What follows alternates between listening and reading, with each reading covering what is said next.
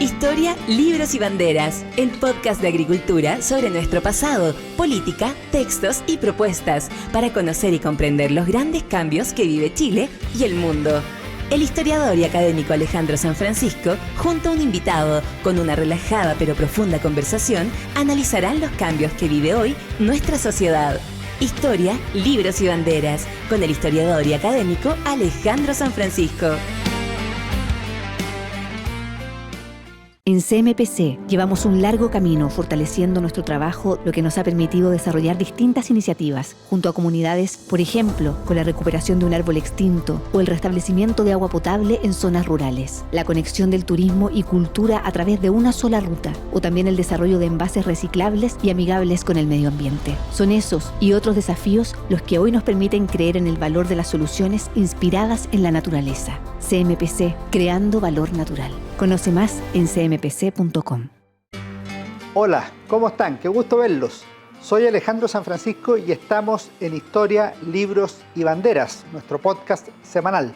Hoy tenemos a un gran invitado, Ignacio Walker, un hombre polifacético, abogado de la Universidad de Chile, cientista político de la Universidad de Princeton en Estados Unidos, y que además tiene una particularidad que yo pondero especialmente. Él ha sido un dirigente político de primera fila, pero además ha sido y es académico, ha escrito varios libros y hace clases en la Universidad Católica en la capital y en la Universidad Católica en Valparaíso.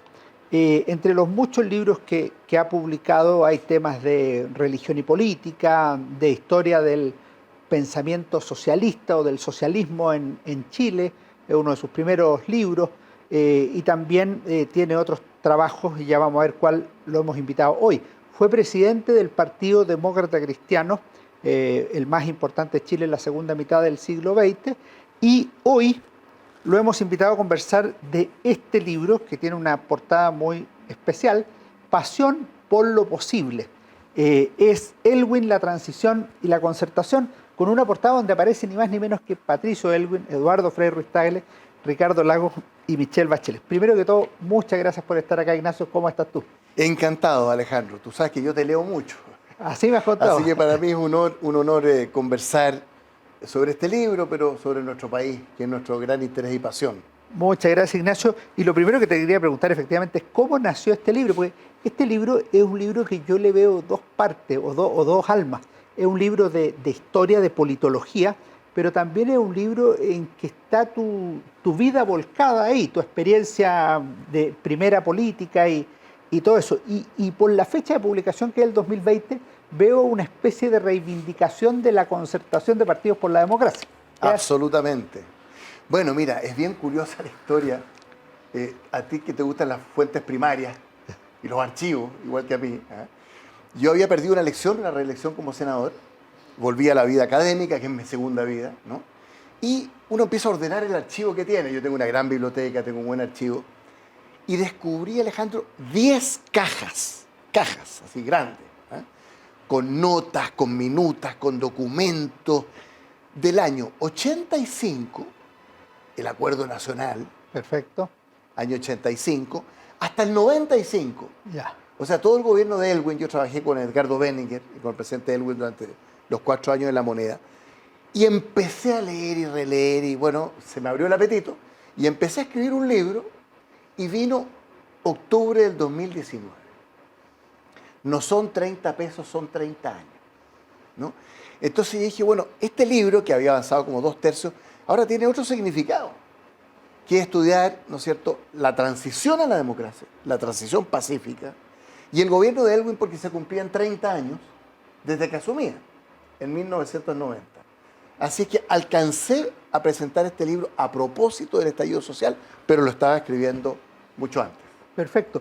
Tú haces una apuesta intelectual que yo la encuentro arriesgada a través del concepto del posibilismo, porque de una parte es el posibilismo de Elwin en concreto, es contradictorio con el espíritu utópico de los años 60 y comienzos de los 70, pero también con lo que vendría a ser el 18 de octubre de 2019. ¿Por qué te la juegas por ese concepto primero y por qué ese concepto calza con lo que fue el gobierno de Patricio Elwin? Bueno, el concepto que yo acuño ahí en la introducción, que es como el marco teórico, ¿no?, del libro, es el reformismo posibilista. ¿Ah? ¿Posibilista en qué sentido? Bueno, la justicia de lo posible, la política de lo posible, Patricio Aylwin, ¿no?, que lo retrata de cuerpo entero. Y también en el plano intelectual, Albert Hirschman, que fue uno de los grandes cientistas sociales de la segunda mitad del siglo XX. Yo lo conocí mucho en Princeton, él era del Institute for Advanced Studies en Princeton, nos hicimos muy amigos a través de los años, y Albert Hirschman acuña este concepto de la política de lo posible, del posibilismo, como sinónimo de reformismo. Y yo sostengo, en otro libro que acabo de publicar con Ernesto Ottone ahora en diciembre, que se llama Cambio sin ruptura, una conversación sobre el reformismo, que está publicado por Ediciones Universitarias de Valparaíso, esta edición es UDP, la Universidad de Portales. Entonces, yo sostengo que el método de la democracia es la reforma, no la revolución, no la refundación, a propósito de este plebiscito y todo lo que ello significa. Entonces, yo me la jugué por este concepto, y el título, Pasión por lo posible, una diputada de Revolución Democrática, Natalia Castillo, que la invité a presentar el libro, dijo, ¿cómo se puede tener pasión por lo posible? Bueno, le dije, Aylwin y nosotros tuvimos pasión por lo posible. Me acuerdo que José Miguel Insulza me dijo, qué buen título. Y esa es la verdad, o sea, es reivindicar la transición pacífica, los 20 años de la concertación, a propósito del gobierno de Patricio Aylwin, pero también hablo de Frei, Lagos y Bachelet, y creo que ese concepto, reformismo posibilista, que es lo contrario a las planificaciones globales de Mario Góngora, la irrupción de las ideologías, ¿no es cierto?, excluyentes, omnicomprensivas, ¿no?, de Frei, Lagos y Pinochet. Perdón, Frei, Allende y Pinochet. Porque Mario Góngora, que es un gran historiador que tú y yo admiramos, no divide la historia de Chile entre antes y después del 73, sino que antes y después del 64. Así es. Porque parten las planificaciones globales, ¿no? La revolución en libertad de Frei, la revolución socialista de Allende, en democracia, pluralismo y libertad, y la revolución capitalista, en el lenguaje de Tomás Mulián, de Pinochet. Entonces, yo reivindico la historia del compromiso. Tomás Mulián ha escrito mucho sobre el estado de compromiso. Entonces, esa es un poco la mezcla de conceptos. Hay una cosa que me llama la atención, que al principio incluso me costó leerlo, pero al final lo entendí que está bien orientado. Las primeras 60, 80 páginas son hasta 1990. Claro. Yo esperaba toparme de inmediato con el gobierno de Patricio Aylwin y no. Y la verdad es que el periodo previo a 1990 es muy decisivo en la conformación de la concertación, en la Alianza Partido Socialista Democracia Cristiana, contradictoria antes de 1973. ¿Por qué le asignas tanta relevancia tú a ese periodo de tus primeras carpetas, podríamos decir? La concertación fue el encuentro de dos familias políticas, la democracia cristiana y el socialismo democrático. El Partido Socialista sobre todo, pero también el PPD y el Partido Radical. Y eso es absolutamente inédito, absolutamente histórico. Y fue el impacto de la dictadura, fue el tema de los derechos humanos, lo que condujo a una reivindicación de la democracia desde el punto de vista de la izquierda, la renovación socialista. Mi primer libro, tú lo señalabas al comienzo, se llama Socialismo y Democracia, Chile y Europa en perspectiva comparada, que es sobre la socialdemocratización de la izquierda chilena, sobre la renovación socialista. Y ahí nos fuimos encontrando. Yo era abogado de la Vicaría de la Solidaridad el año 79, a los 23 años. ¿No? Recién egresado. Recién egresado, Derecho a la Chile. Y ahí nos fuimos encontrando y reencontrando quienes habíamos estado en trincheras opuestas, en la Unidad Popular, obviamente. Y nace entonces este encuentro que culmina en la concertación por el no, primero, y después la concertación por la democracia. Entonces, las primeras 60 páginas son sobre la transición pacífica a la democracia, que fue una epopeya, porque estábamos entre dos extremos, el continuismo de Pinochet, la Constitución del 80, el sí, la vía insurreccional del Partido Comunista, la rebelión popular de masa. El año decisivo, el 86. Bueno, el año decisivo, el 1986, que es la internación de armas de Carrizalbajo, el intento de asesinato de Pinochet. Los jóvenes no captan estos días. Yo estoy enseñando un curso, te contaba, tengo 85 alumnos en la Católica de Valparaíso y Santiago, y el curso se llama No son 30 pesos, son 30 años, ¿no? Bueno, y yo les cuento esta historia de los años 80, ¿no? Bueno, y ahí entonces, entre esos dos extremos, fuimos capaces de llevar adelante una muy exitosa, creo yo, transición pacífica a la democracia. Hay una cosa que necesito preguntarte antes de entrar en el gobierno de Patricio Aylwin.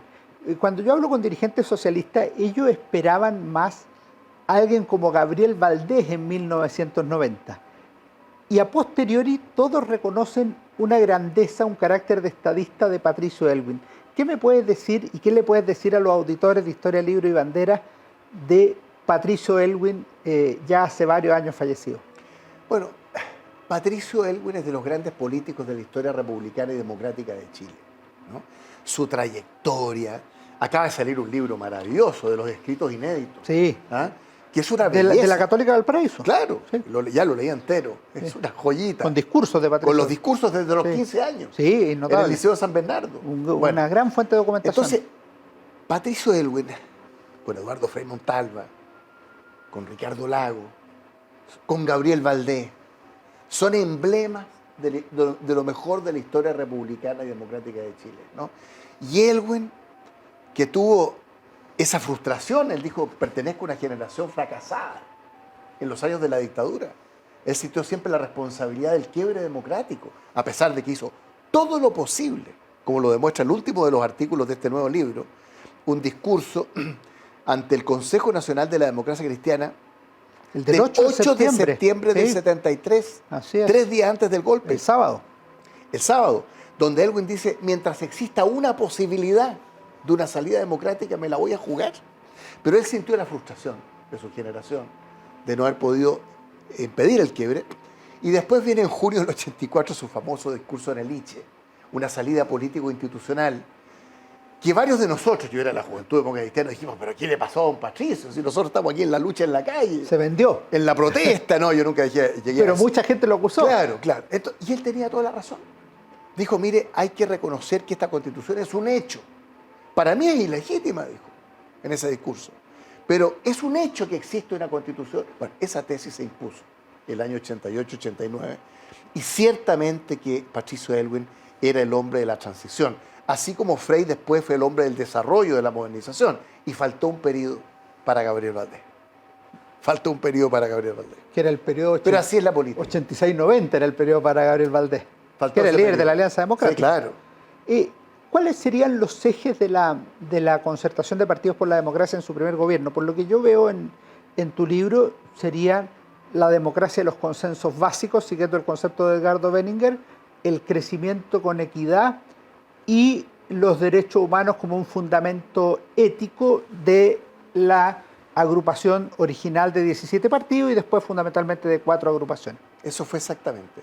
Yo digo que hay 3 pilares, ¿no? Uno, en primer lugar, los derechos humanos como fundamento ético de la democracia, ¿no? Perdón, que fue nuestra experiencia bajo la dictadura, ¿no? La revalorización de la democracia, del método de la reforma, de los acuerdos, el tema de los derechos humanos, sin doble estándar, el valor universal de los derechos humanos, fundamento ético de la democracia. Segundo, la democracia de los consensos básicos, Edgardo Benninger. Alamán hablaba de la democracia de los acuerdos, claro, ¿no? Pero la idea es que se requiere de un acuerdo más amplio que una simple mayoría para gobernar y hacer los cambios, ¿no? Y en tercer lugar, crecimiento con equidad, que era una alternativa, digo yo en el libro, al neoliberalismo, a los Chicago Boys, y al neopopulismo, de derecha o de izquierda, ¿no? Entonces, la creación intelectual, el sentido estratégico de la concertación de partidos por la democracia, que es la coalición política más exitosa de la historia de Chile, a mi juicio, lejos. 4 gobiernos, 20 años, una transición pacífica. Bueno, ya hablaremos de qué pasó después con la visión de mis camaradas y compañeros sobre aquello. Pero como tú te habrás dado cuenta, Alejandro, en mi libro, yo reivindico las dos cosas, la transición pacífica a la democracia y los 20 años de la concertación. Estamos hablando con Ignacio Walker con su libro Pasión por lo posible, Aylwin, la concertación y la transición, que en realidad se refiere también a los siguientes gobiernos de la concertación. Y cuando uno mira tu libro, hay 2 cosas que me merecen dudas, o al menos una explicación que me habría gustado un desarrollo más largo. El primero, tú hablas de la amnistía de Patricio Aylwin a los presos políticos, y dices de pasada que habían algunos casos con delitos de sangre.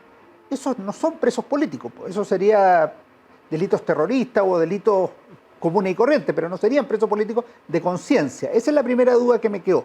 Y el segundo caso que me quedó la duda es que si tú miras la disminución de la pobreza grande entre el 90 y el 2005, 2005 sí, que es sustancial, del 38 al 15, 17%, que tú explicas en un 90% por crecimiento económico.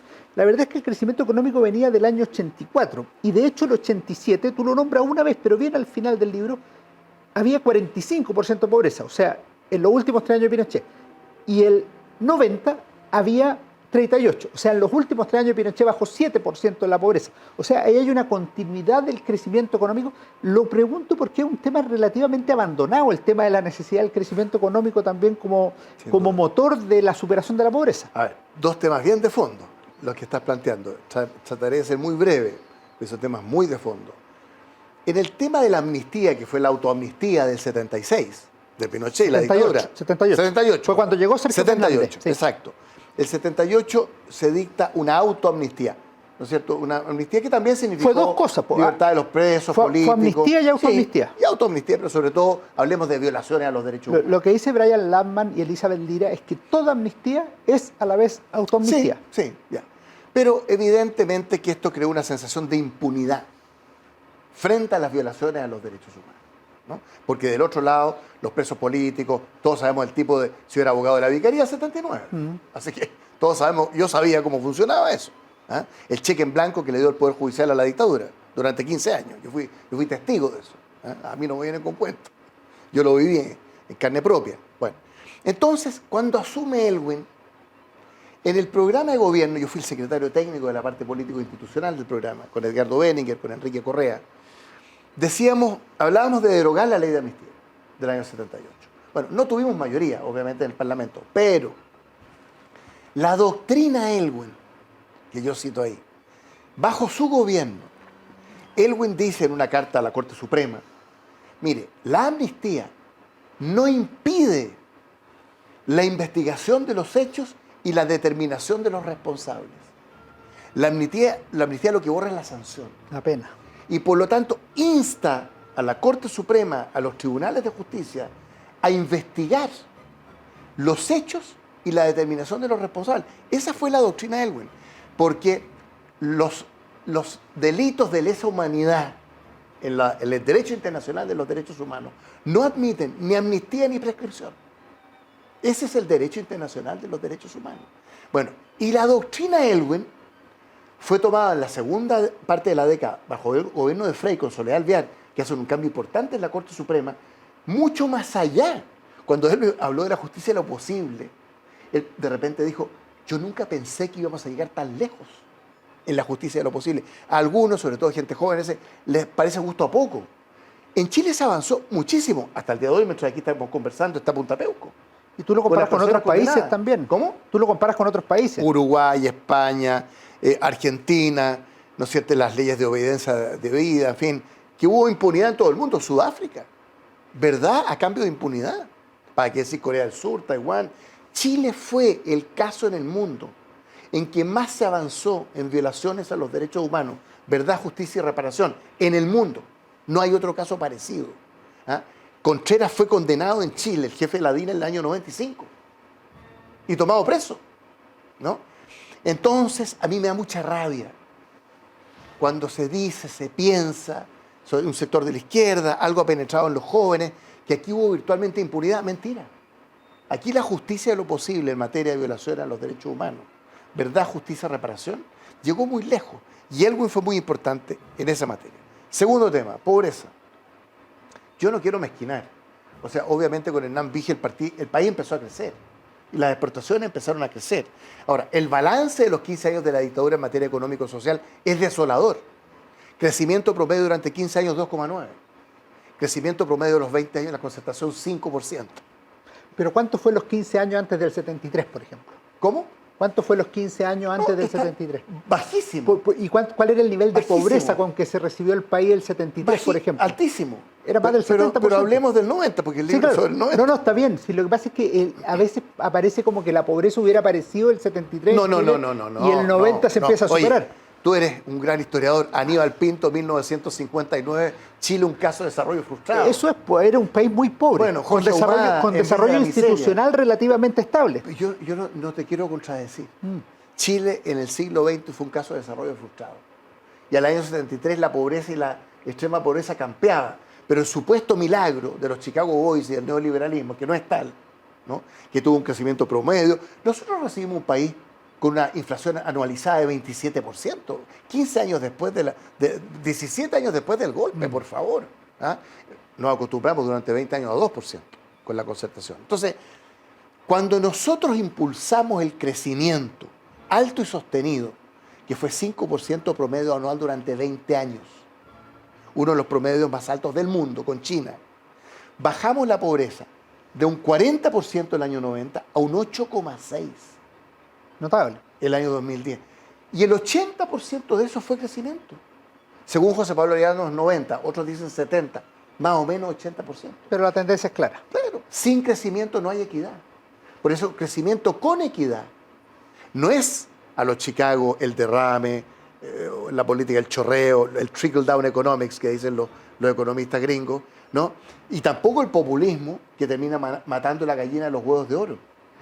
¿Tú cómo adviertes la continuidad de los gobiernos de la concertación? Porque una de las particularidades, primero tú dijiste, es la coalición más exitosa de la historia de Chile. Eso se puede debatir, pero tú puedes probarlo. O sea, 4 gobiernos, 20 años. Bajo cualquier parámetro. Mayorías absolutas los 4. Obvio. Antes no era así. Por otro lado, el crecimiento económico.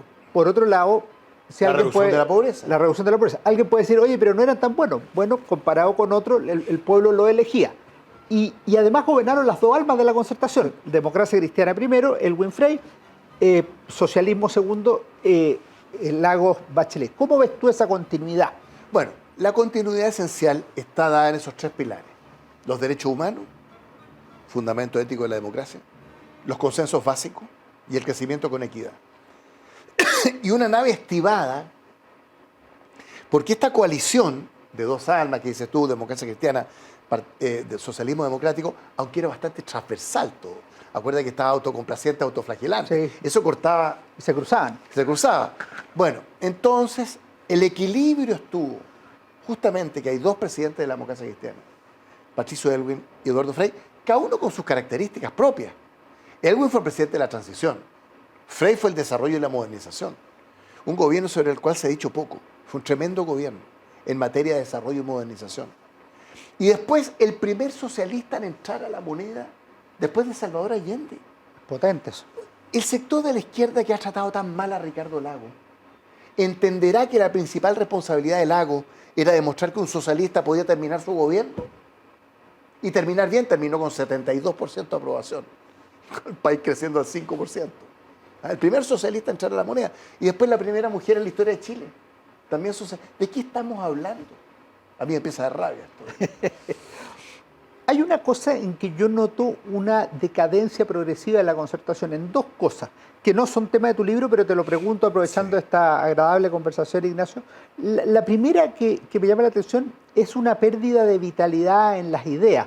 Tú nombraste, por ejemplo, la potencia de Cieplan en los 80, que le da 6 ministros de Hacienda, no a la concertación, al país hasta el día de hoy. Hasta el día de hoy. Pero eso se va perdiendo. Tú además estás mal acostumbrado. Trabajar con Edgardo Benninger es trabajar con una de las lumbreras más grandes que tuvo Chile en los años pre-73 y en los años post-90, incluso durante los años 85-90.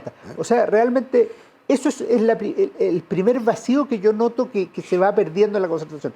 Y el segundo es la renovación generacional. Si uno mira las grandes figuras de la concertación, hoy siguen siendo personas que ya tienen 60, 70, 80 años. O sea, no se produjo ahí un drenaje hacia abajo. Totalmente. Gobernar produce un tremendo desgaste, porque las tareas del gobierno, las tareas de la administración, son muy demandantes. Entonces, tú empiezas a perder un poco el sentido estratégico, que fue la clave de la concertación. Si cuando hicimos la concertación por el no, y creamos la concertación por la democracia, y elegimos a Aylwin, la concertación, que es la coalición política que le da continuidad a los 4 gobiernos, siempre pensó estratégicamente. Ahí estaba Benninger, ahí estaba Enrique Correa, ahí estaba Alejandro Foxley. Como dices tú, yo que pertenezco a CIEPLAN desde el año 85, 6 ministros de Hacienda, Alejandro Foxley, Eduardo Ninat, Manuel Marfán, Andrés Velasco, Rodrigo Valdés, Mario Marcel, ¿ah? Tecnócratas, ¿ah? Neoliberales, se decía por los críticos, en fin, qué cosa más barata, más absurda, ¿no? Bueno, entonces hubo un decaimiento en las ideas porque estábamos muy absortos. Yo fui diputado, fui senador, fui canciller, fui presidente del Partido Demócrata Cristiano 5 años. Las tareas del gobierno, de la administración, a pesar de los cambios, de la renovación, muy fuerte. Segundo, nos faltó el tema del relevo generacional, más proactivamente, ¿no? Los jóvenes fueron buscando por otros lados, ¿eh? Y también, quiero decirlo, agregar un tercer elemento, empezaron a aparecer casos reñidos con la ética, ¿no? Con la probidad, con la transparencia, porque cuando tú estás 20 años en el poder, hay un lado oculto. Por eso cuando fue elegido Piñera en 2010, era obvio, porque la alternancia en el poder estaba en el aire. Porque la gente, yo interpreto que nos decía, mira, chiquillos, lo han hecho muy bien, pero ¿saben qué más? Llegó el momento de un cambio, de la alternancia en el poder, que es un sano principio de la democracia. Ignacio, antes de terminar, yo te quería hacer una pregunta de gustos personales o de recomendación para nuestros auditores. ¿Qué libros te han gustado o qué libros le recomendaría a nuestros auditores? A mí puede ser de política, de historia, de literatura, lo que tú estimes conveniente. Le preguntamos a todos nuestros invitados eso.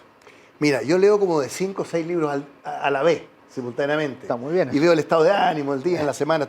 En estos 3 años he leído mucho, porque estoy de la vida académica. Bueno, me produce placer, además, leer y escribir, las dos cosas. Mira, ayer recibí un libro, Notre Dame Press, de la Universidad de Notre Dame en Estados Unidos. Yo estuve ahí hace 4 años como fellow. Un libro maravilloso. No lo voy a recomendar porque está en inglés, acaba de salir. Es sobre Alasdair MacIntyre, un gran filósofo moral. Sí. Gran filósofo moral. Lo conocí en la Universidad de Notre Dame hace 4 años. Y está escrito por Émile Perrault-Sauzin, que es un filósofo francés que murió ahora hace poco a los 42 años. Que escribió un libro maravilloso sobre catolicismo y modernidad. Bueno, a los que quieran, ahí está el de Alasdair MacIntyre, que es an intellectual biography. Está en inglés, acaba de salir. Tapadura. Ya, pero si tú me dices el libro en castellano, acabo de leer uno de Alejandro Vigo, Introducción a Aristóteles. Muy bueno. El Instituto de Estudios de la Sociedad. Yo le publiqué la primera edición a él. ¿Tú publicaste la primera? En el IES. Oye, en el Instituto maravillosa. Ahora apareció la segunda. Ahora, el libro es fantástico. La gente se puede saltar un poco la parte lógica y un poco más árida, pero la parte política, la filosofía en general, fascinante. El IES está haciendo... Me acabo de comprar 6 libros del IES. Está bien. El de Agustín de Hipona, Tomás de Aquino, que se había comprado la introducción a Aristóteles. Bueno, entonces ese es uno. Introducción a Aristóteles, Alejandro Vigo, IES, el Instituto de Estudios de la Sociedad. Y el otro acabo de terminar, el de Carlos Peña, en la política de la identidad. Creo que es Taurus, sí, que salió ahora, este año. Muy interesante. Ese y el de Fukuyama sobre Identity. Bueno, ahí hay varios libros. Perfecto. Estoy muy fascinado de poder leer y tener tiempo para leer. Ahí tenemos buenas recomendaciones de lectura. Yo, como sé que te gusta la historia, te traje un libro de regalo. Historia de Chile 1960-2010, el tomo 2, el preludio de las revoluciones, el gobierno de Jorge Alessandri. Qué bien. Este es un proyecto que estamos llevando adelante en la Universidad San Sebastián, en el CEUS, Centro de Extensión. Lleva 6 tomos tú. 6 tomos publicados ya. Y 2 sobre la democracia cristiana y Frey. Así es, y 2 espero después encontrar el tiempo para leerlo. Y 2 después sobre el gobierno del presidente Salvador Allende. Y este es el tomo 2, lo escribimos un grupo de historiadores, está Milton Cortés, José Manuel Castro, Miriam Duchens, Ángel Soto, Gonzalo Lario, yo que soy el director general, y en este nos acompañó también Sergio Carrasco. Así que yo... Leí un libro de Jorge Alessandri, ¿de quién era? Hace como 10 años. Hay uno que es de Patricia Arancibia, Gonzalo Vial. Sí, muy bueno. Muy interesante. Así que este yo creo que puede ser una buena cosa. Muchas gracias. Para el Pre-73. Y después espero hacerte llegar los tomos de Eduardo Frei Montalva y el gobierno de la democracia cristiana. Me encantaría, muchas gracias. Y muchas gracias a ti por habernos acompañado, Ignacio, en Historia, Libros y Banderas. Y nos vemos en nuestro próximo programa. Que estén muy bien. Muchas gracias. Encantado. Fue Historia, Libros y Banderas con Alejandro San Francisco.